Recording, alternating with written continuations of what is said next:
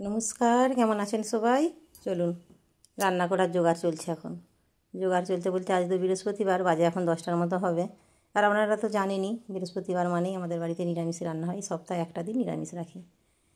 আর হচ্ছে যে এদিকে তো পূর্ণিমাগুলো তো রয়েইছে, পূর্ণিমাতে যেহেতু বাড়িতে পুজো হয় সেই দিনটাও নিরামিষ হয়। বাকি চেষ্টা করি যেদিন যতটা পালন করা ততটাই করা হয়, সবটা হয়তো হয়ে ওঠে না, তবে এই বৃহস্পতিবার একটা দিন সপ্তাহে নিরামিষ। সেই জন্যেই আলু পোস্তর আর মুগের ডাল তো রয়েছেই, তার সাথে কটা ভাজা করে নেব। ভাজা বলতে পটল ভাজা, উচ্ছে ভাজা, আর হচ্ছে যে ঢেঁড়স কটা টুকরো টুকরো করে কেটে নিয়েছি, ওইগুলোই ভাজা করব।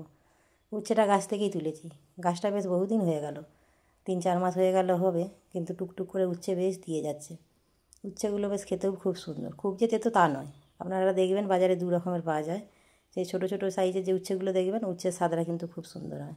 আর বড় বড় যে লম্বা টাইপের উচ্ছেগুলো, ওইগুলো একটু তেতো ভাবটাও বেশি থাকে, কিন্তু ছোটো উচ্ছে স্বাদটা খুব সুন্দর। চলুন, আলু পটলটায় নুন হলুদ মাখিয়ে দিয়েছি, ওটা একটু মুজে যাক, তারপরে হচ্ছে যে রান্নাঘরে চলে যাব। আলু করলাটাও একটু মাখিয়ে নিয়েছি নুন হলুদ। ওদিকে ভাতটাও বসিয়ে দিয়েছি, এদিকে আলু করলাগুলো ভেজে নিয়ে বাকি সবগুলো সবজি একটা একটা করে ভেজে নেব। শেষে আজকে ডালটা বসাবো। এই যে এই কটা মাত্র হয়েছে ঢ্যাঁড়স, তবুও ভালো। ছেলেটা তো উচ্ছে খাবে না, ছেলেটার পাতে দুটো দেবো। উচ্ছেটা মেয়েটা কটা খাবে, বাকিটা আমিই খাবো।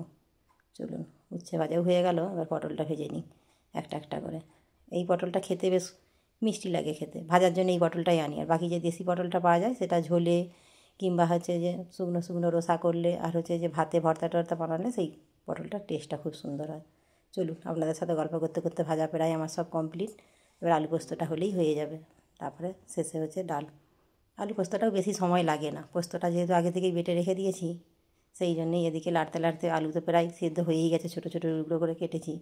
এবার জলটা দিয়ে খানিকক্ষণ ফুটিয়ে নিলেই হয়ে যাবে। এই যে জলটা দিয়ে দিয়েছি, এবার একটু ফুটে গেলেই জলটা কমেও এসেছে। এবার হচ্ছে যে পোস্ত বাটাটা দিয়ে, কাঁচা পাকা লঙ্কা চেরা করে দিয়ে, এবার একটু সরষের তেল দিয়ে চাপা দিয়ে খানিকক্ষণ তারপরে নামিয়ে নেব।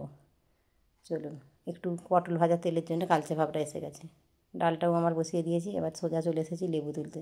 মিগটাও পছন্দ ধরেছে দেখুন। এই যে লেবু বেশ কটা বেশ ভালোই হয়েছে, টুকটুক করে প্রচুর ফুল এসেছিলো, তবে অর্ধেক ফুল ঝরেই গেছে। এই কটা লেবু বড় হয়ে গেছে, আবার হচ্ছে যে কতগুলো গুটি গুটি কয়েক লেবু ধরেওছে দেখুন। আবার বৃষ্টিটাও এসে গেল তাড়াহুড়ো করে। এই একটাই তুলে নেবো, যেহেতু গাছে আছে তাহলে একসাথে বেশি তোলার দরকার নেই, একটা একটা করে তুলে নিয়ে যাব, যখন যেটা ইচ্ছা হবে তখন তুলে নিয়ে গিয়ে খাবো টাটকা টাটকা। চলুন, এই যে গুটি গুটিগুলো ধরেছে। ভিডিওটা তাহলে এখানেই শেষ করছি, কেমন লাগলো অবশ্যই জানাবেন। আপনারা সুস্থ থাকবেন, সাবধানে থাকবেন, দেখা হবে অন্য কোনো ভিডিওর সাথে। আর যদি ভালো লাগে একটা লাইক করে দেবেন।